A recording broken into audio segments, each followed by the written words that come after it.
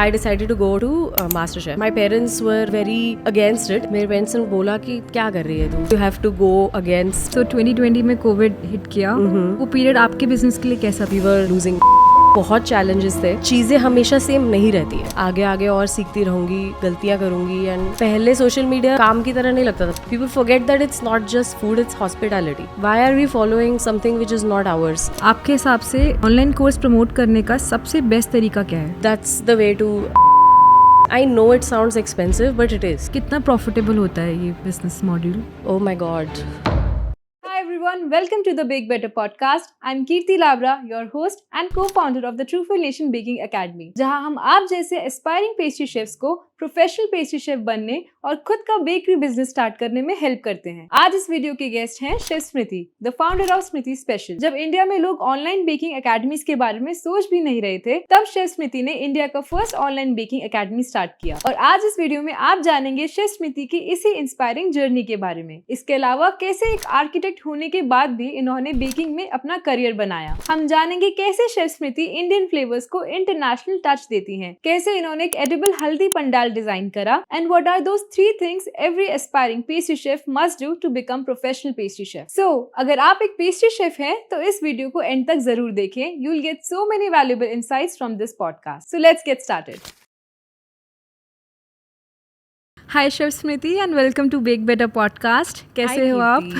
मैं बिल्कुल ठीक हूँ. आप कैसे हो? मैं बहुत बढ़िया शेफ. I'm very happy कि आप आए यहाँ पर.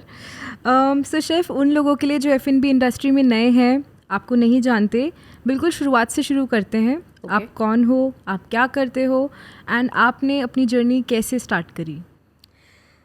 तो मेरा नाम स्मृति है, as I hope everybody can read on the title. मैंने अपनी जर्नी शुरू करी 2014 में. Since I was a child I always use to bake with my mom. पर being from a Tamil background कभी उसको सीरियसली एज अ प्रोफेशन बनाने का मैंने सोचा नहीं, क्योंकि हमेशा ही तमिल हाउस होल्ड्स में थोड़ा सीरियस रहता है कि अच्छा प्रोफेशनल कुछ डिग्री करना है ऐसे. तो मुझे किसी ने फोर्स नहीं किया कुछ और करने के लिए, लेकिन I always use to see myself as an engineer और अ डॉक्टर और something more traditional while also enjoying cooking and baking. तो मैंने आर्किटेक्चर करने का डिसाइड किया स्कूल में ही, और फिर I pursued that and I did my architecture from Gujarat University for 5 years. But during the course also I use to cook for myself and my roommates. और तभी भी मुझे एक फीलिंग थी कि इसमें जितना थ्रिल मुझे आ रहा है मुझे और किसी चीज़ में नहीं आ रहा है.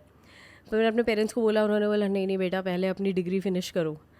तो मैंने कहा अच्छा ठीक है. पहले फिर मैंने अपनी डिग्री फिनिश करी. Then in 2014 I graduated, and the same year I started Smriti Special. So initially I started it from home, and I started it as a Facebook sort of page. तो वहाँ पे मैं अपने बस घर में जो मैं एक्सपेरिमेंट्स करती थी मैं उसको डाल देती थी वहाँ पे. sort of मुझे जो पुश मिला ना ये करने का, वो मुझे सोशल मीडिया और अनजान लोगों से मिला, ऐसे कह सकते हैं. Because my parents were very against it initially कि ये क्या कर रही है, क्या ये कैसा करियर है, इसमें क्या होगा इसका. तो इतने साल आर्किटेक्चर किया, which is in hindsight I understand. But उस टाइम पे आई वॉज वेरी ड्रिवन कि नहीं मुझे तो करना है, यही करना है. So I use to put the recipes online. नहीं तो मैं कोई फ़ोटो डालती थी कि आज मैंने ये एक्सपेरिमेंट किया या ये किया. Then slowly I got very interested, much more interested, and I told them that I want to go to a pastry school. And that time in 2014 we didn't have many pastry schools in India. We had some in London and Australia and all of these other places. तो तब मेरे parents ने बोला कि नहीं तुमने एक degree already कर ली है, फिर तुम एक और कर लोगी, फिर तुम बोलोगी कि वो भी नहीं करना. So they were like no, this is your second thing, so you figure this one out. तो मैंने कहा अच्छा. तो अब मेरे पास पैसे तो नहीं थे to go to a pastry school. So what I did was I worked as an architect on the side, and on the weekends I use to buy books from the whatever stipend I use to get and tools and stuff. और अपने parents को irritate कर करके मैंने sort of self train किया अपने आप को. And I did my first class in 2015 when a lot of people online started reaching out कि मुझे ये सीखना है, वो सीखना है. तो from the beginning I could make out कि मुझे फ्लेवर्स के साथ एक्सपेरिमेंट करना और एक टॉपिक को पकड़ना मुझे अच्छा लगता था. So I knew from the beginning कि अच्छा मैं पेस्ट्री स्कूल तो नहीं जा रही हूँ ना, that's my reality. So now I have to learn each and every topic as if they would teach in the pastry schools, right? So I would buy books accordingly. मैं ये नहीं करती थी कि आज केक बनाया तो कल चॉकलेट बनाया और परसों आइसक्रीम बनाया, ऐसे नहीं. So if I would take one topic, I would just take that one topic and go with it. कि अच्छा चीज़ केक्स है तो I launch my career with cheesecakes and ice cream. So those were the 2 topics I got very interested in and I got very into it. तो मैं बस उसी के साथ खेलती रहती थी. तो जब लोगों ने बोला सिखाओ तो I got a little surprise in the beginning कि मुझसे क्या सीखना चाहते हो तुम, there are so many like actual people out there, you want to learn from me. और but then it was fun to think about it. और फिर एक बेकर थी Lata Jayant, she supported me and she said कि तुम करो. उनके घर में ही एक बेसिकली स्टूडियो बनाया हुआ था उन्होंने. तो उन्होंने मुझे इन्वाइट किया, बोला तुम अपनी क्लास करो यहाँ पे, I will support you, I will. She was senior to me, so she helped me get my first batch of students. तो उनके घर पे करा हमने वो first batch, which was very special. All of the people there were मतलब senior to me कह सकते हैं in the industry, but they were still interested to learn from me, which was very nice. So that was sort of the beginning of how I chose this career. But I would just say कि throughout this whole thing I irritated my parents a lot, but they're fine now. Today they're fine. Okay. But I guess sometimes you have to go against everyone and do what you want to do if you really know what you want to do. So chef, आपने जैसे बताया you are self taught baker. आपको अपने आप को train करने में उस लेवल तक पहुंचने में कि आप किसी को सिखा पाओ, आपको कितना टाइम लगा? Initially तो at least 1 year to really understand a few topics because I got really into it. मतलब आप सोच भी नहीं सकते उतना पैशन के साथ कि I wanted to really know that one thing. But as I said ना, मैं मास्टर ऑफ एवरीथिंग होने के बाद नहीं सिखाना शुरू किया मैंने. Master of that one subject and then I would tell myself कि अच्छा मुझसे किसी ने भी उस सब्जेक्ट के बारे में कुछ पूछा तो मुझे पता होना चाहिए. उसके बाहर कुछ पूछा तो नहीं पता तो that's okay because that's not the topic I am teaching. But I because again मेरे को पता था मेरी रियलिटी है कि मेरे को सब कुछ नहीं आता ना शुरू में. So chef, you train yourself as a baker और as an educator? As a baker, as a pastry, somebody who loves pastry, I would say in the beginning.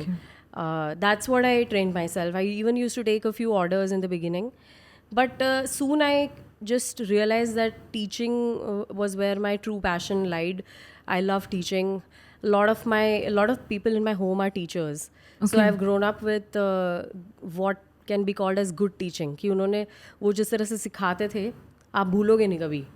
वैसा. मेरी मम्मी बहुत अच्छी टीचर हैं. मेरी दादी अब रही नहीं but she was also very good teacher. She taught us mathematics. और मेरी नानी बहुत ही अच्छा म्यूज़िक सिखाती थी. तो I have grown up with teachers, so I know what the value of good teaching can be. And I just felt like I can really make you understand something if I know. तो I think वो natural था कि मुझे teach करना अच्छा लगता था. Okay. Chef, आजकल काफ़ी लोग हैं जो किसी और करियर में होते हैं बट वो बेकिंग करना चाहते हैं. If they want to do something like you, जैसे आप एक सेल्फ टॉट बेकर बने, तो आप how should they train themselves? आप कैसे उनको क्या रिकमेंड करोगे, कहाँ से शुरू करना चाहिए उन्हें to become a self taught baker? जैसे आजकल तो बहुत सारे, और ये आई गेस सब लोग बोलते होंगे, 2014 में कोई और बोलता होगा कि आजकल तो बहुत सारे पहले से ज़्यादा रिसोर्सेज हो गए. But that's true, every decade we'll have more and more resources. But एक चीज़ है कि मोर रिसोर्सेज की वजह से ये भी हो सकता है कि लोग कंफ्यूज हो जाए कि हम कौन सा चॉकलेट केक सीखें, है ना. तो I would say there are 2-3 ways to do it. If you are willing to spend a little bit of money, then I would say go for courses, short courses. ठीक है, अगर आप पूरा full-fledged pastry school या baking academy नहीं जा सकते तो आप छोटे कोर्सेज कर लो initially, because it gets what happens with that is if you spend that little bit of money in the beginning, आपका जो वो पीरियड है ना जहाँ पे आप फेल होगे वो कम हो जाएगा. क्योंकि एक टीचर है जो आपको सिखाएंगे, आपको बताएंगे कि अच्छा this is where you can go wrong और this is where you could make a mistake, तो वो आपको पता चलेगा. अगर आप बिल्कुल ही सेल्फ करोगे, बहुत सारी यूट्यूब वीडियोस से अलग अलग केक बना के सीखोगे, तो कोई चीज़ बनेगी, कोई चीज़ नहीं बनेगी, और वहाँ कोई आपको बताने के लिए नहीं है. वहाँ पे भी आप सीखोगे, आपका बस पीरियड ऑफ टाइम ज़्यादा रहेगा सीखने का, लेंथ ऑफ टाइम. अच्छा, ये पहला है कि आप, वही मैंने बोला, if you are willing to invest a little bit, then you can always go for a academy where they have short courses or something. Otherwise, I would say the second one is buying books. I would say buying books is way better than just reading some blogs, unless you know the chef or the academy or wherever, whatever the source is, कि ये बिल्कुल सही source है पढ़ने का.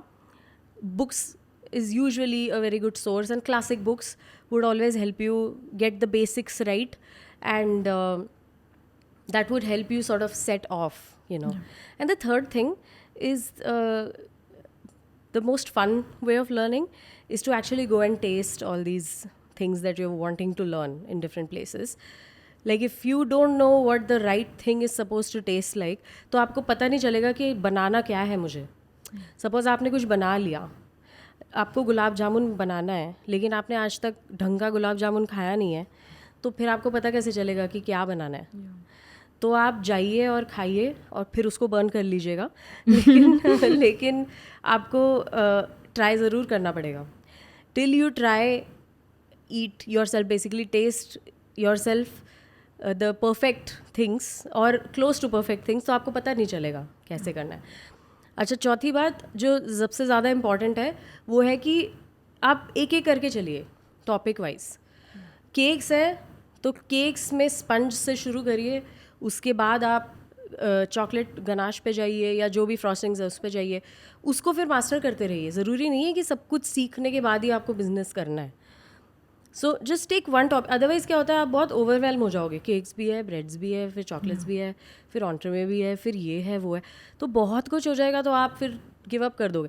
एक चीज़ से शुरू करिए, भले वो एग्स के साथ हो या एग्स के बिना हो, फिर उसमें भी डिवाइड करिए. अगर आप एग्स एंड एगलेस दोनों कर रहे हैं, start with eggs, go to eggless, then go to vegan, whatever you want to do. Break it down into topics. Okay, got Maybe you will find your passion in that, और आगे कुछ करने की ज़रूरत नहीं होगी, you know, क्योंकि ultimately आप कुछ ना कुछ करियर बनाने के लिए तो सीखना चाहते हो. Yes. When you say self-taught baker, it's usually, I'm assuming, professionally. Yeah. So, you know, so take one topic at a time, do it properly before moving on to the next thing. Okay. That's what I would say. Chef, आप chef लता से कैसे मिले थे? सो हम लोग एक Delhi bakers का meetup करवाया था किसी ऑर्गेनाइजेशन ने. वो लोग अब आई डोंट थिंक वो लोग अब ऑपरेशनल है, बट उन्होंने एक ऐसे मीटअप करवाया था जहाँ पे KitchenAid was one of the sponsors, and मतलब इस तरह का मीटअप था कि सब बेकर्स मिल जाएं एक जगह पे. So I was very new that time. I was not even professionally, मतलब मैं उस टाइम आर्किटेक्चर में थी actually. I was working as an architect somewhere, but I was doing this on the weekends, and I was in the full that mode कि नहीं मुझे इसमें करना है. So I went there, and that's where I met her. I and she was very welcoming. A lot of people who know her in the industry also know that she's very friendly and very welcoming of people even today. So that's where I met her, and I realized that we stay kind of close to each other. So she was very welcoming कि आपको कुछ भी ज़रूरत हो, help चाहिए हो, कुछ भी तो मुझे बताइएगा. तो इस तरह से हम लोग मिले वहाँ पे. ओके. सो शेफ, आपने अपनी पहली क्लास उनके स्टूडियो में करी, उसके बाद क्या हुआ? Like how did things happen and move forward for you? उसके बाद ये हुआ कि मुझे बहुत मज़ा आया उस पहली क्लास को करके, पर मुझे ये भी रियलाइज़ हुआ कि मुझे अभी और अपने आप को भी बहुत सिखाना है. And I was also doing my job, as I said ना. एक इनिशियल टाइम में मैंने इतना कुछ नहीं कर लिया था एक साथ. सो मैंने डिसाइड किया था कि एवरी वीकेंड मैं आके करती रहूँगी, ये आगे आगे और सीखती रहूँगी, गलतियाँ करूँगी एंड उससे भी सीखूँगी, उसको लेकिन डॉक्यूमेंट करूँगी. I had a camera, I still have that camera. और पहले मैं उसको आर्किटेक्चर फोटोग्राफी के लिए यूज़ करती थी, फिर मैं उसको फूड फोटोग्राफी के लिए भी यूज़ करती थी. And I use to document everything कि अच्छा ये ऐसा था, इसका टेक्सचर ऐसा था, ये गलती थी, ये नहीं थी. तो मैं एक्सपेरिमेंट करती रही. इस तरह से मैंने आइसक्रीम्स बनाना शुरू किया. फिर that was my second topic. And उसमें मैंने बहुत सारे एक्सपेरिमेंट्स किए. Another thing I used to do was to learn about individual ingredients a lot. मतलब I used to pay emphasis on wheat या butter या मतलब मेरे को बहुत, मेरे लिए ये बहुत ज़रूरी था शुरू से ही एंड आज भी मेरे ब्रांड में कि मेरे सोर्स ऑफ इंग्रेडिएंट्स कहाँ से हैं और क्या है, कैसे प्रोसेस हुए हैं, हमारे तक कैसे आए. ये चॉकलेट है तो how is it reaching me, और इफ़ इट्स मैदा और वट एवर इट इज़, तो वो कैसे हमारे तक पहुँचे हैं, ये मेरे लिए बहुत ज़रूरी है जानना. तभी मैं उसके साथ काम कर सकती हूँ, तभी मेरे को पता चलेगा कि डिफरेंस क्या है आपके केक में और मेरे केक में और इनके केक में, क्या डिफरेंस है वो तभी पता चलेगा जब इंग्रेडिएंट लेवल पे आप उसको स्टडी करोगे. तो वो सब मैं करती थी इनिशियली. फिर 2015 में ये हुआ कि मेरे पेरेंट्स ने बोला कि क्या कर रही है तू, मतलब ये भी नहीं कर रही वो भी नहीं कर रही. तो मैंने कहा ठीक है, मैं वो छोड़ देती हूँ. और I decided to go to MasterChef India. And I had no intention of winning or anything. मैं इसलिए नहीं गई थी कि मैं जीत जाऊंगी MasterChef. जीत जाती तो भी अच्छा ही होता obviously, लेकिन ये था कि मैं सिर्फ अपने आप को प्रूव करने गई थी. मेरे को देखना था कि मैं बिना किसी ट्रेनिंग के कहाँ तक जा सकती हूँ. और इन द मीन टाइम मैं सिर्फ अपने क्रिएशंस, जो भी मेरे एक्सपेरिमेंट्स हैं, वो एवरी डे मैं ऑनलाइन पोस्ट करती थी फेसबुक पे. सो आप क्या क्या बनाते थे उस टाइम फेसबुक पेज के लिए, क्या क्या चीज़ें बनाते थे? It was mainly cheese cakes, cake like regular butter cake, वैसे वाला केक, और कुकीज़ एंड आइसक्रीम. यही 4 मेन चीज़ें थी जो मैं इनिशियली बहुत ज़्यादा बनाती थी. एंड इसी को मैं डालती रहती थी ऑनलाइन अपने अपने तरीके से. और हाँ, उसी में मेरा हो जाता था काफ़ी कंटेंट. आज मुझे लगता है कि अच्छा ठीक है, वो था content creation, but I didn't think of it that way. मैं तो बस उसको डाल देती थी ऑनलाइन कि मुझे अपने आप को बस अपना एक बिल्ड करना था पेज को कि देखो हमने ये सब किया है. सो जब मैं 2015 में मास्टर शेफ में पार्टिसिपेट किया, I went on till the top 30 in the country. और उसके बाद ऑफ कोर्स टीवी राउंड्स थे, तो I didn't get selected further than that. But till top 30 it was very easy. मतलब एक के बाद एक होता गया. तो that itself gave me the confidence कि I am meant to do this. Like that time you can imagine this was 9 years back. I had no training, I had no experience. तो उसमें अगर मैंने वो कर लिया तो मैंने अपने आप को बोला कि यही करना चाहिए मुझे लाइफ में फिर. तो it was basically a self test कि अच्छा तू कर सकती है कि नहीं कर सकती. देन बिकॉज फिर मेरे पेरेंट्स पूछेंगे तो मैं ये भी बोल सकती हूँ ना उन्हें कि कॉन्फिडेंटली कि देखो मैंने कर लिया ये, तो अब मैं यही करूँगी. तो that's when I decided finally कि अब हो गया finally, bye bye to architecture. I mean I still love architecture, I still design my spaces and all of that, but only for myself. Now we design desserts. Okay. So that's was my test basically to see कि मुझे ये field करना भी है कि नहीं, मैं काबिल हूँ कि नहीं इस फील्ड को करने के लिए. और फिर मैंने छोड़ा नहीं, फिर मैंने I didn't look back after that. Shiv, आपने स्मृति स्पेशल कैसे शुरू किया, and I want to know the story behind the brand name. So my nani used to she was an amazing cook. I think I'm a lot like her, but in a like a newer generation way. She's no more, but she was a fantastic cook. I would even say कि अगर उनको वो सही education और वो आज की date पे होती हमारे साथ तो वो शेफ़ होती पक्का, क्योंकि वो उनका तरीका सोचने का, एक्सपेरिमेंट करने का बहुत ऐसा था. तो मैं उन्हें कुछ बना के खिलाती थी ना एक्सपेरिमेंट, तो बोलती थी क्या स्पेशल लाई हो तुम मेरे लिए. तो तमिल में बोलती थी, हिंदी में भी बोलती थी.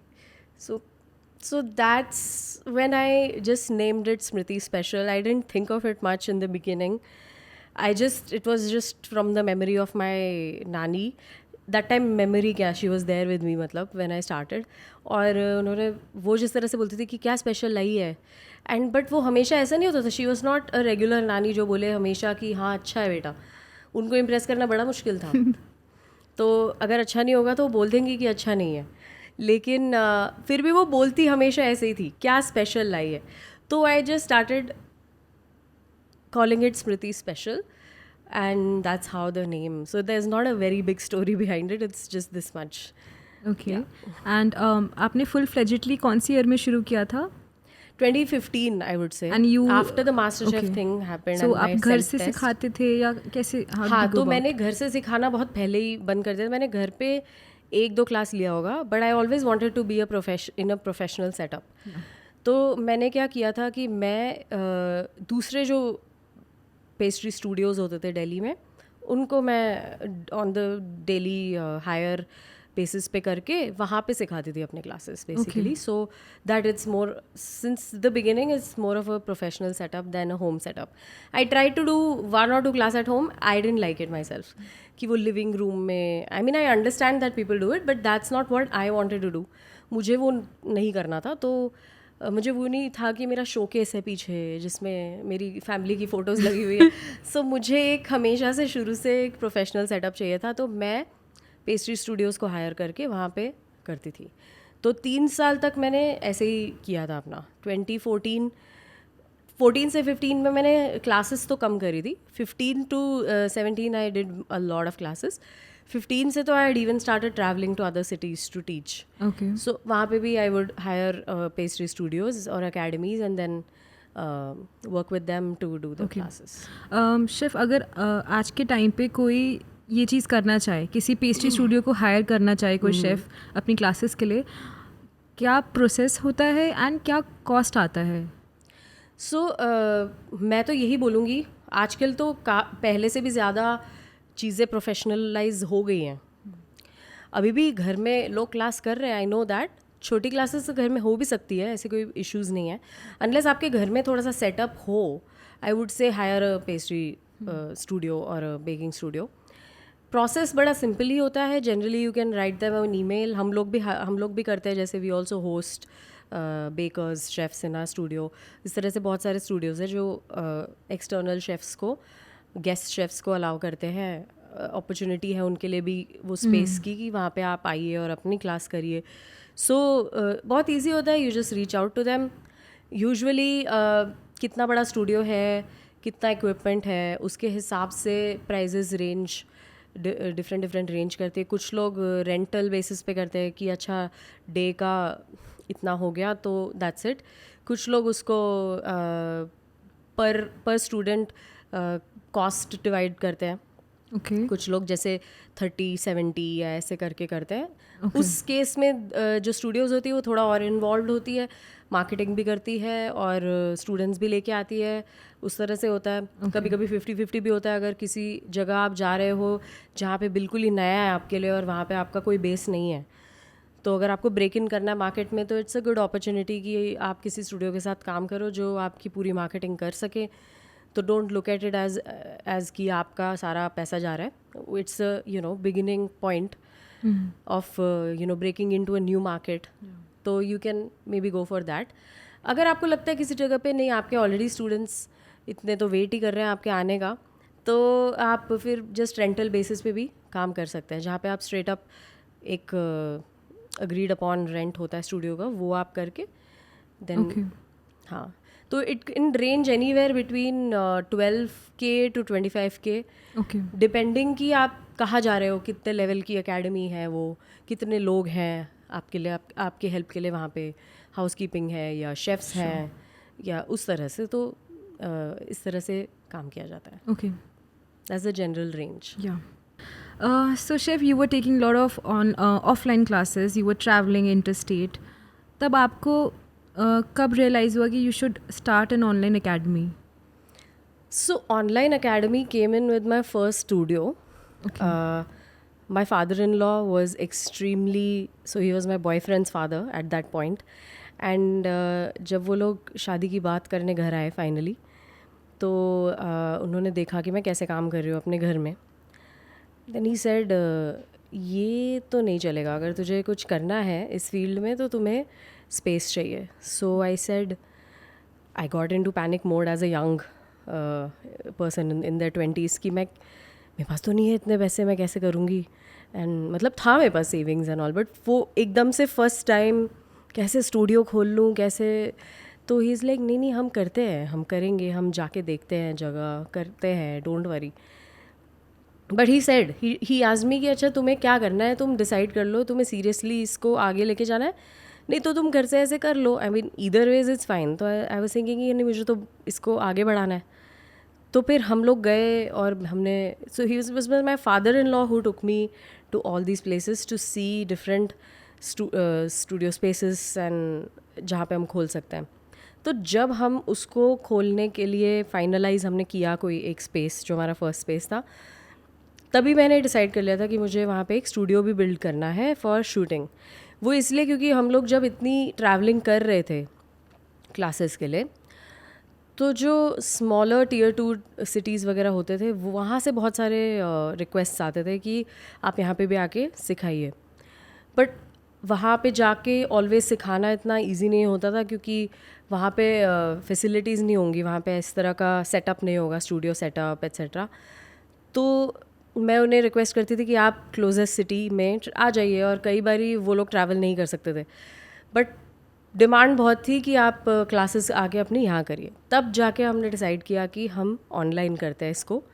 और कुछ ऐसे चीज़ें हमने ऑलरेडी देखी थी जो इंटरनेशनल लेवल पे हो रही थी, but we couldn't find much of anything related to pastry happening in India. तो हमने सोचा कि हम शुरू करते हैं इसे। एंड मुझे कभी भी उसको एक लाइव जूम लाइव उस तरह से नहीं करना था इनिशियली, क्योंकि मुझे इसको I wanted to keep it timeless, कि मेरा कंटेंट अगर टाइमलेस है तो मेरे वीडियोस भी जितना हो सकता है टाइमलेस होने चाहिए। तो हमने शुरू से ही उसको एक बहुत ही प्रोफेशनल वे में ही शुरू किया था, ताकि हम बिल्कुल प्रोफेशनल कैमराज और माइक और सेटिंग के साथ ही शुरू करें, और ताकि वो 10-20 साल के बाद भी रेलेवेंट रहे वो वीडियोस। तो that's how we started it. So it was the people who again wanted us to come to all this places. So instead of going there, हमने सोचा कि हम उनको ऑनलाइन मिलते हैं कहीं। शेफ, अगर आज के टाइम पे कोई एक high and online academy start करना चाहे तो वो कैसे प्लान करेगा?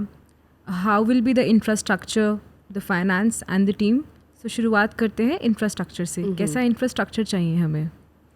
देखिए, आपने हाई एंड की बात करी, तो मैं बोलूँगी कि कम से कम आपके पास एक स्पेस तो होना चाहिए, studio space, preferably well equipped for your classes. जो भी आप क्लासेस वहाँ पे शूट करना चाहते हैं, उसके लिए एक वेल इक्विप्ड स्टूडियो स्पेस आपका होना चाहिए। स्टूडियो से मेरा मतलब है यहाँ पे एक शूटिंग स्टूडियो, तो जहाँ पे आपका, तो इंफ्रास्ट्रक्चर की जहाँ बात आ जाती है ना, so all the relevant machines and balls and the table and everything.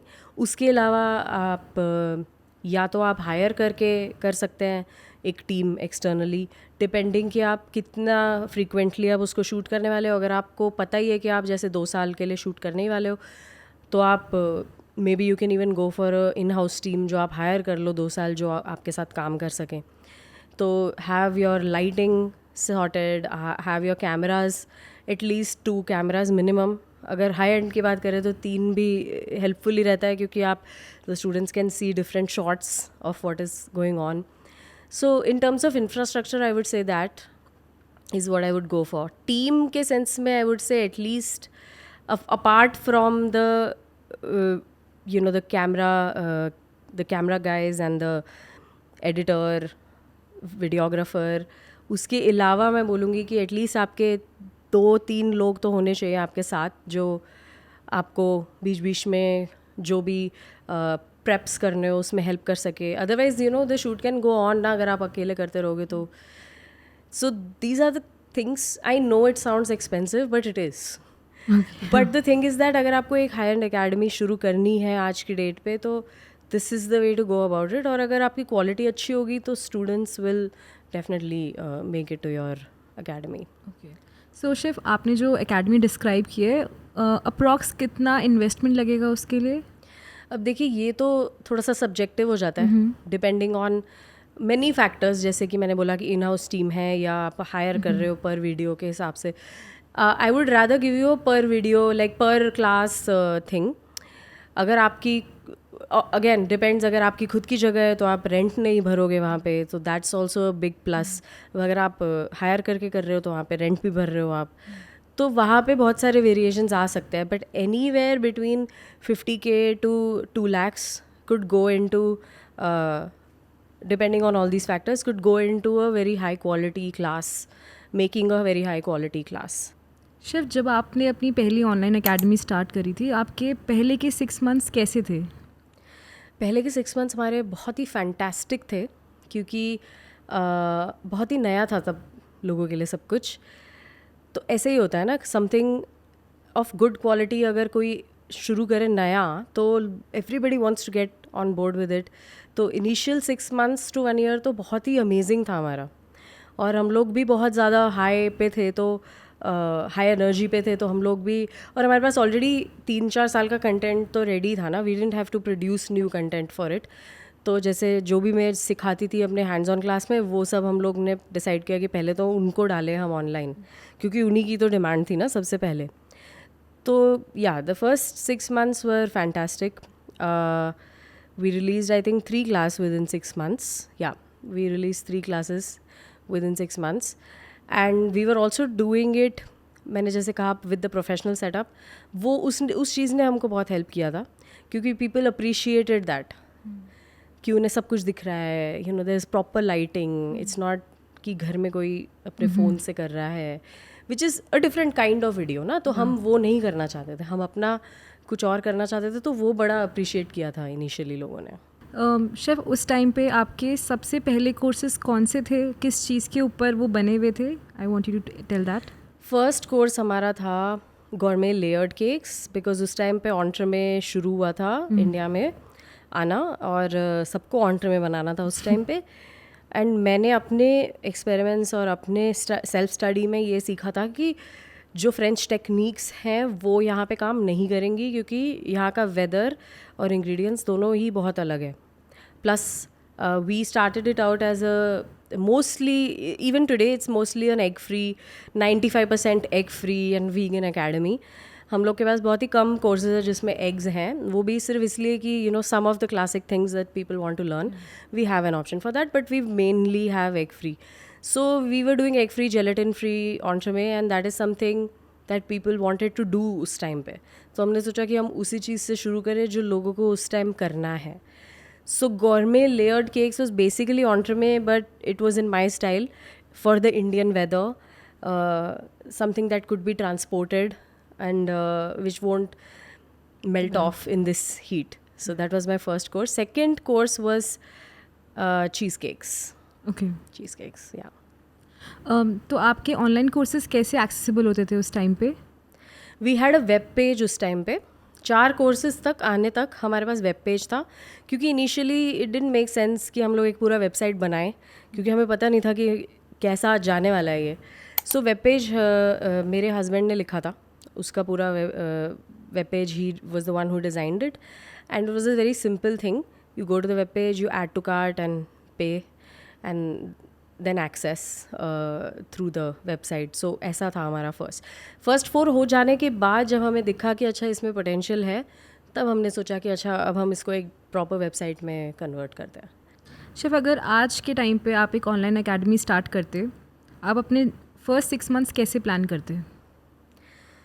आज तो देखिए काफ़ी क्राउडेड भी हो गया है मार्केट, तो अगर मैं आज की डेट पे शुरू करती तो मैं एब्सोल्यूट बेसिक्स से शुरू करती। आज के मेरे एक्सपीरियंस में ना, पहले मैंने बहुत हैफिज़ेडली किया था, जब भी जो भी मुझे टॉपिक लगे कि हाँ रेलेवेंट है, तो I would put that up, and कुछ हद तक वो काम भी कर रहा था। बट एज यू सेड, अगर हाइपोथेटिकली मुझे आज एकदम फ्रेश शुरू करना होता तो मैं आई would just start it from scratch, like कि जैसे बिल्कुल मॉड्यूल वाइज कि अच्छा ठीक है, एग फ्री स्पंजेस का एक मॉड्यूल होता, फिर you know egg free cookies का मॉड्यूल होता। I won't say egg free, so basically a lot of it is egg free. So basic cookies का मॉड्यूल होता, फिर एक बेसिक ब्रेड्स का मॉड्यूल होता। तो इस तरह से मैं शुरू करती, एंड देन धीरे धीरे मैं उसमें after I have covered most of the courses, I would say like let's say 6 or 7 basic courses, I would then start doing the intermediate courses, and in the meanwhile कुछ advance भी हम बीच में डाल देते, and then go back to basics again. So that's how I would do. But start करने के लिए I would start it off from the basics so that it looks like a book basically, कि आपने शुरू किया है कहीं से और फिर उसको करते। और हम एक और चीज़ शायद करते जो हमने नहीं किया शुरू से ही, हमने उसको नहीं किया। I don't regret it or anything, it was just never our style. हमने सब्सक्रिप्शन मॉडल नहीं रखा अपने एकेडमी में, तो आज की डेट पे शायद मैं उसके बारे में भी कुछ एक पैरेलल एंगल सोचती कि अच्छा ठीक है, maybe we can do some kind of thing. या chef, online courses and offline courses में एक डिफरेंस होता है कि आपका जो शेफ़ होता है वो आपके साथ नहीं होता, राइट? ही इज़ नॉट और she is not present there. Yes. And काफ़ी इश्यूज एज अ बेकर हम लोग फेस कर सकते हैं ऑनलाइन कोर्सेज में. जैसे कोई चीज़ ख़राब बनी but we don't have any one to ask, right, directly. इस इशू को आपने अपने स्टूडेंट्स के लिए कैसे सॉल्व किया था? We always had student communities on WhatsApp. उसको हम लोग अब कन्वर्ट करके अपने फ्यूचर स्कूल में हम लोग शायद स्कूल के अंदर ही डाल दें उसको, कम्युनिटी एस्पेक्ट को. बट वो मुझे हमेशा से रखना था. आई ऑलवेज वांटेड कि ऑनलाइन स्कूल से आपने सीखा तो आपको ऐसा नहीं लगना चाहिए कि अब मैं क्या करूँ. So the community was always there and उसमें आप पोस्ट करिए, आपको रिस्पॉन्स मिलेगा. Of course, initially I was the one who was responding to all the questions. Slowly we got some moderators for it. Even the older students started helping out the newer students कि अच्छा हमने भी ये mistake किया था, अब आप ये कर लीजिए. So it built beautifully that way. और आज तक बहुत ही कम ऐसी कोई problems रही होंगी. Maybe in some advanced course or something where somebody would not get it in the first few tries, but generally it's very sorted. हाँ, तो आपको कुछ प्रॉब्लम हो आप पूछ लीजिए and we have that group where you can ask all of your questions. So that's how we tackled the post class questions. Yeah. Chef, आज के टाइम पे अगर कोई ऑनलाइन कोर्स बिजनेस स्टार्ट करना चाहे, कितना प्रॉफिटेबल होता है ये बिजनेस मॉड्यूल? So देखिए, ऑनेस्टली प्रॉफिटेबल तो बहुत है, बट आपको एक बेस ऑडियंस होना चाहिए आपका. या तो आपके पास कोई मार्केटिंग के लिए एक अलग टीम होनी चाहिए या कोई पर्सन होना चाहिए जो मार्केटिंग जानता हो, क्योंकि आज ना पहले की तरह उतना सेम नहीं रहा है कि आप डालोगे लोग, एल्गोरिथम्स भी चेंज हो जाती हैं, you know. So where are your, who are the people who are going to buy your class, ये अपने आप को पूछने के बाद ही आप डिसाइड करिए कि आपको ऑनलाइन एकेडमी खोलनी है कि नहीं खोलनी है. क्योंकि पहले क्या था ना, ऑर्गेनिक ऑडियंस मिलना was a little simpler than today. Today you have to put in so much more effort. पहले सोशल मीडिया काम की तरह नहीं लगता था. पहले social media was to support your work. कि आपने कुछ करा है, उसको आपने डाला है and people are looking at it. Now you have to create content for social media to gain audience. Because of the algorithm, of course. But ये मैं बोलूँगी, आप maybe before starting your online school, I would say spend some time initially to build an audience first. चाहे वो online audience हो, चाहे वो offline audience हो, कहीं पे आप जैसे जाके सिखा के यू नो अपना एक कुछ, या तो आप फ्री लेक्चर्स करिए या फ्री डेमोज करिए, कहीं जाके लोग इकट्ठा करिए बेसिकली अपनी लाइफ में पहले, और फिर खोलिए अपनी एकेडमी. फिर वो बहुत ही प्रॉफिटेबल रहेगा आपको. पर आपके पास लोग ही नहीं है और आपके पास सिर्फ कंटेंट है, तो फिर थोड़ा प्रॉब्लमेटिक हो सकता है. अदरवाइज आप खुद सोचिए, online basically means all over the world. तो आपका जितना ऑडियंस होगा उतना ही, और वो ऑडियंस जितना आपको ट्रस्ट कर रहा होगा, तो basically your followers, your the people who want to learn from you, वो लोगों का क्वांटिटी बढ़ेगा, तो आपका बिजनेस उसमें फिर बहुत स्कोप है. हाँ, बिना उसके थोड़ा प्रॉब्लमेटिक है, क्योंकि इनिशियल इन्वेस्टमेंट जैसे मैंने कहा वो भी लग जाएगा आपका, और अगर लोग ही नहीं होंगे तो फिर प्रॉब्लमेटिक है. हाँ, इसी से एक रिलेटेड क्वेश्चन है शेफ, 2017 में आप अपने ऑनलाइन कोर्सेज कैसे प्रमोट करते थे? फेसबुक. या सो एज आई सेड कि पहले मैंने खुद देखा है ये एल्गोरिथम चेंज, बट फेसबुक ही था मेरा मेन ऑडियंस. एंड ऑफकोर्स क्योंकि मैंने इतना ट्रैवल कर लिया था by that time all over India to teach, तो उससे भी एक हाइप क्रिएट हो ही गया था कि अच्छा there is this girl who is doing all these courses और हमें भी करना है. क्योंकि जो लोगों ने कर लिया था कोर्स उनके भी अच्छे रिव्यूज़ थे, तो उससे भी लोगों को थोड़ा वर्ड ऑफ माउथ से भी एक बज़ क्रिएट हो गया था कि इनकी रेसिपीज़ अच्छी है या फ्लेवर्स अच्छे हैं या वट एवर एल्स, कोई टीचिंग टेक्निक का अप्रिशिएट करेगा. तो उस तरह से बिल्ड हुआ था, और हम लोग उसको फेसबुक से ही करते थे initially promote. Facebook and our existing student base that we already had from the physical classes, ये दो जगह से हम लोग इसको प्रमोट करते थे.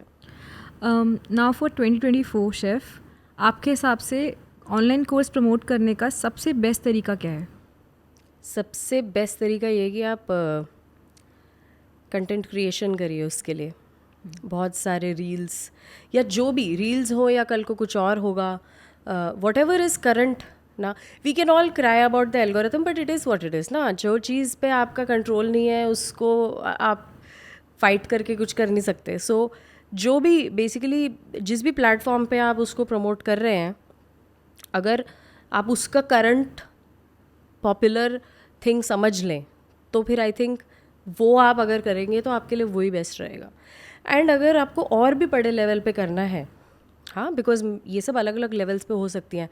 हो सकता है somebody wants to generate 1 crore or you know several lakhs from each class, then you should even consider working with a marketing team because they will know how to work with जैसे Google, what is it called,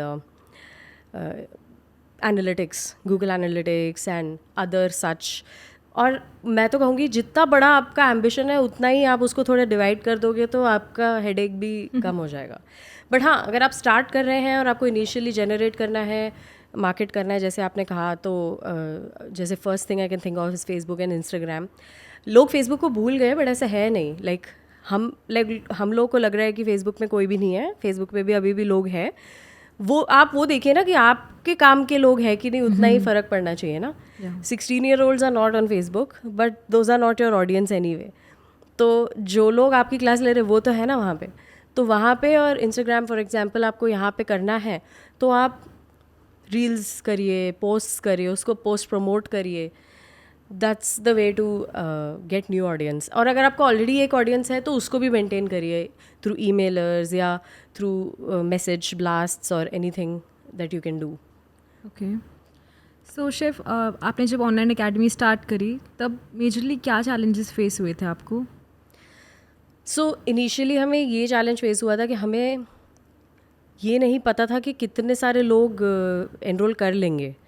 और हमने बहुत ही manual सा process किया हुआ था, automated नहीं था। क्योंकि बट वो तो मैं आज भी शायद करती तो ऐसे ही करती, क्योंकि हमें इनिशियली नहीं पता कि कितने लोग आने वाले हैं। तो बहुत ज़्यादा इन्वेस्ट करना in all these processes doesn't make sense, है ना।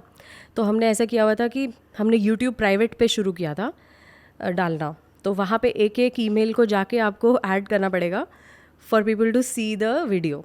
तो ये चैलेंज था हमारा एक कि अच्छा ठीक है, suddenly there are these 100 people who have, फिर एक एक को जाके वहाँ पे डालो। फिर some people would have wrong email IDs, और फिर वो हम, क्योंकि सिस्टम नहीं था हमारा कोई, तो वो डालेंगे, फिर वो हमें बताते थे कि अच्छा हम देख नहीं पा रहे हैं। फिर हमें उन्हें, तो वो बहुत सारा बेसिकली क्या था, सिस्टम्स नहीं थे तो बहुत ज़्यादा मैनुअल लेबर था। तो वो एक प्रॉब्लम हमने ज़रूर फेस करी थी इनिशियली। सेकेंड ये था कि मैं थोड़ी एज एनीवन थोड़ा सा कैमरा शाय थी इनिशियली। शाय तो नहीं बोलूँगी मैं, लेकिन ये था कि कैमरा में कैसे एक फ़्लो के साथ बोलना है ये आपको धीरे धीरे ही आता है। तो इनिशियल शूट्स हमारे बहुत लंबे हो जाते थे, सुबह से लेकर रात को 12-2 बजे तक होता था शूट। वो इसीलिए क्योंकि हम लोग बाय द डे पे करते थे अपने टीम को। We didn't have an in house team, तो we used to work on per class basis. तो वो भी एक चैलेंज था कि हमें वो शूट ख़त्म भी करना है, या ऐसा नहीं है कि नेक्स्ट डे कर लेंगे। सो बट यू नो, अब पैसा लगा हुआ है तो आप करोगे उसको फिनिश। तो वो भी एक चैलेंज था initially which got tackled slowly I guess. तो ये 2 मेन चीज़ें थी हमारी, but yeah. Okay, let's talk about covid. So 2020 में कोविड हिट किया, वो पीरियड आपके बिजनेस के लिए कैसा था chef? So 2020 was not so bad because as we all know, मतलब 21st वेव इतना बुरा नहीं था इंडिया में। कुछ लोग थे जिसको इफेक्ट किया, but most of the people were at home and they wanted to learn how to bake, and it was like the boom of online schools and online content. So we were able to sell our previous courses, remarket them as something that people can do at home. Beginner classes specially, जैसे है ना हमारे professional courses भी है but हमारे hobby courses भी हैं हमारे अकेडमी में, जहाँ पे लोग अपने घर पे भी कर सकते हैं ये सब चीज़ें. So initial of the I would से first 8 months or so of 2020 was not so bad, because again people were baking and having fun at home. उसके बाद धीरे धीरे जब 2021 में चीज़ें बिगड़ने लगी डेल्टा के टाइम पे, एंड जब वहाँ पे लोग एक्चुअली में क्राइसिस में थे, तब हमारे बिजनेस ने डेफिनेटली सफ़र किया, बिकॉज एक तो our studio was not accessible for some time, so we were losing money there because it was a rented space. So then at some point we decided to close that space and shift it to a residential space. It was in a commercial space, and we decided to shift it to a residential space for a temporary setup.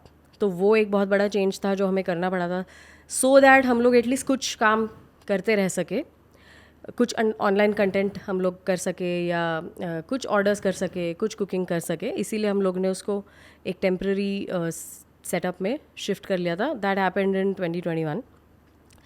But definitely आपको देखिए, जब आप अपनी medical life की चिंता कर रहे हैं, अपने फैमिली की और अपनी हेल्थ की, तो उस टाइम पे nobody wants to bake and make ice creams ना. तो उस time definitely we took a hit, and even my family members had COVID, so it was not a great year.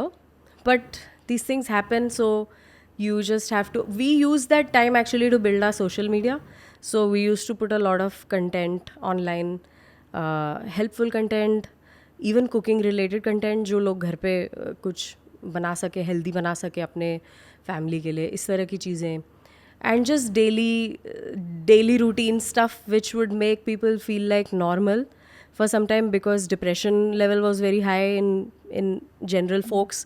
So हम लोग यही ट्राई करते थे कि उस टाइम पे हम less as an online business academy और more as on a human cook chef level पे आएँ, और हम लोग वहाँ पे relate करें लोगों से. तो I used to put funny reels that time and to entertain, and so we did that, I think. Then by the end of 2021 was when we again started sort of working on the school. Yeah. Chef, as an entrepreneur आपने covid से क्या सीखा? मैंने Covid से ये सीखा कि कोई भी चीज़ जो और ये पता है फ़नी है, क्योंकि ये हमें पता होता है, बट जब होता है ना तब एकदम से हो जाता है, तो हमें लगता है कि अरे हाँ ये तो पता था, बट अभी एक्चुअली में पता लग रहा है. तो चीज़ें हमेशा सेम नहीं रहती है, you know. So as an entrepreneur, if something is going well, that's great, but doesn't mean that it'll keep going the same way. So a lot of the times the change in the industry happens slowly, धीरे धीरे होता है over a period of 10 years, whatever.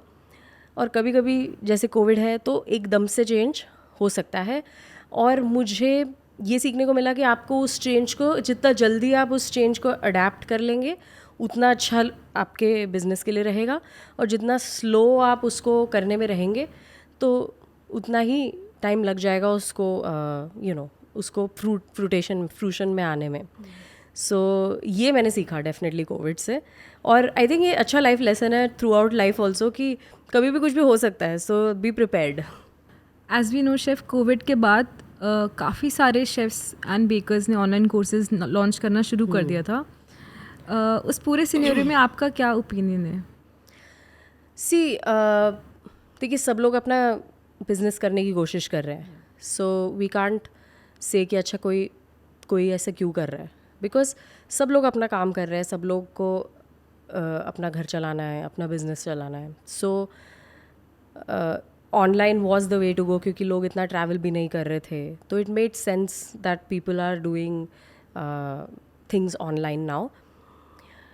But in this whole thing, what has also happened is that a lot of people who started building their online audience through whatever means, by entertainment या कुछ भी, जहाँ पे आपका एक audience आ जाता है ना, वहाँ पे ज़रूरी नहीं है कि आप उतने ही अच्छे टीचर भी होंगे, but on one hand as an entrepreneur I do understand कि आपको उसको यूज़ करना है और आपको उससे बिजनेस करना है, which is nothing wrong. But ज़रूरी नहीं है कि उसकी वजह से कि वो सारे के सारे कोर्सेज सेम लेवल के अच्छे होंगे। और कोई एक चीज़ ये भी है समझने वाली कि कहीं ना कहीं वो कंटेंट काफ़ी ज़्यादा रीपर्पस्ड होंगे, कुछ ओरिजिनल नहीं होगा, या फिर एक दूसरे का कंटेंट लेंगे। So it becomes a little tricky to for the people, for the new people specially, to know कि क्या अच्छा है और क्या अच्छा नहीं है, क्या वर्थ इट है और क्या वर्थ इट नहीं है। So yeah to sum up I feel like it's good because लोग तो करेंगे अपना business, you know, you have to, people are entitled to run their business and they'll do whatever they could, but at the same time it comes with its own challenges. After the online course boom, क्या आपने कोई change feel किया अपने customers में and उनके demands में when it comes to online courses? हाँ, मैंने ज़रूर फेस किया चैलेंजेस इसमें, क्योंकि हम लोग सपोज़ एक लेवल की हम लोग कोर्स कर रहे थे जिसके हिसाब से हम प्राइसिंग भी उसकी उस तरह से कर रहे थे। And for the longest time we never had a problem with people saying कि कोर्स एक्सपेंसिव लग रहा है या कुछ भी, क्योंकि उनको पता था कि उसकी वैल्यू क्या है। बट जब बहुत ज़्यादा ऑनलाइन कोर्सेज होने लगे, specially live online and this shorter courses etcetera, तो लोगों को अब क्या होता है, आदत हो जाती है to do courses with in ₹500 या 1000 या इस तरह से। तो उससे एक जनरल माइंडसेट बन जाता है कि इतने की ही होनी चाहिए courses.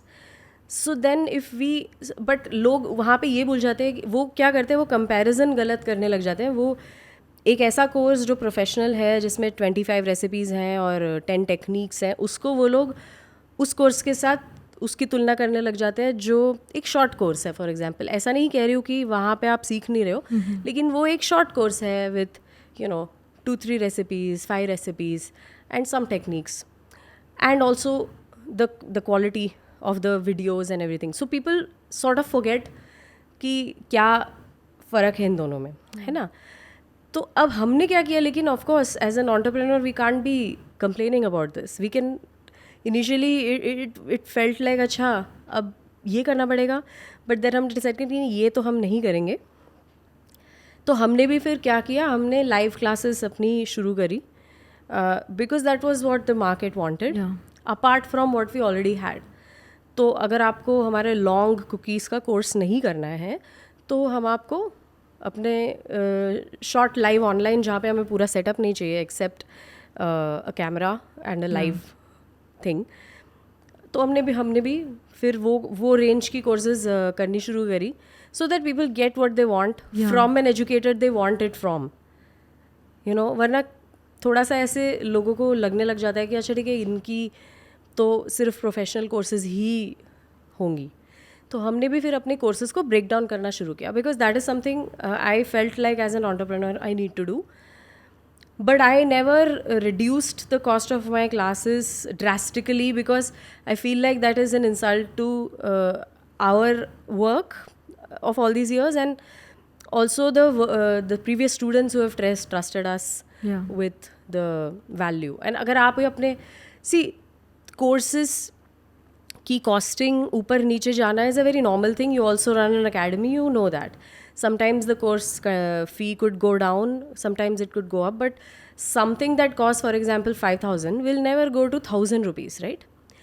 Because then what are you trying to, that becomes very harmful for your business, I feel.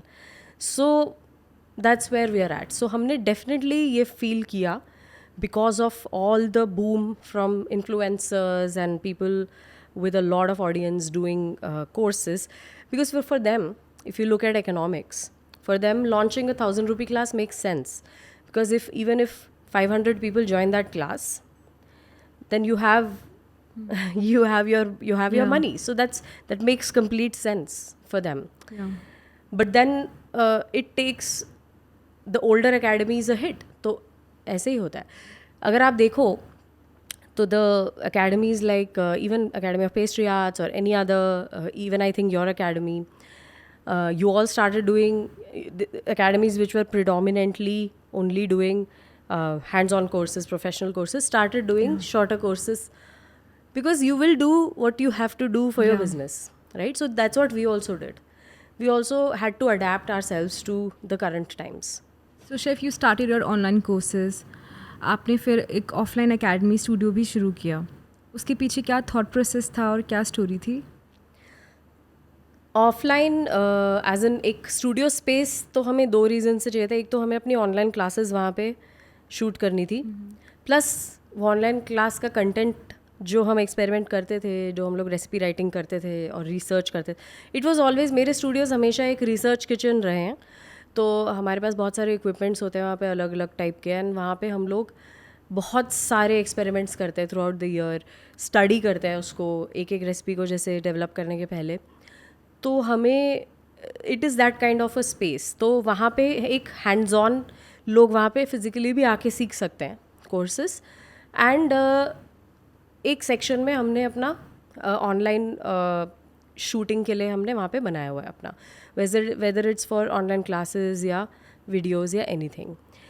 और दूसरा ये था कि जिस तरह से मैं जाती हूँ दूसरे सिटीज़ में, and I have the convenience of these beautiful studios to work with, I wanted the same for people who are coming to Delhi कि आप आइए अपने कोर्सेज़ यहाँ करिए. So we also host people from outside to do their courses in our academy. So that's how the space got built.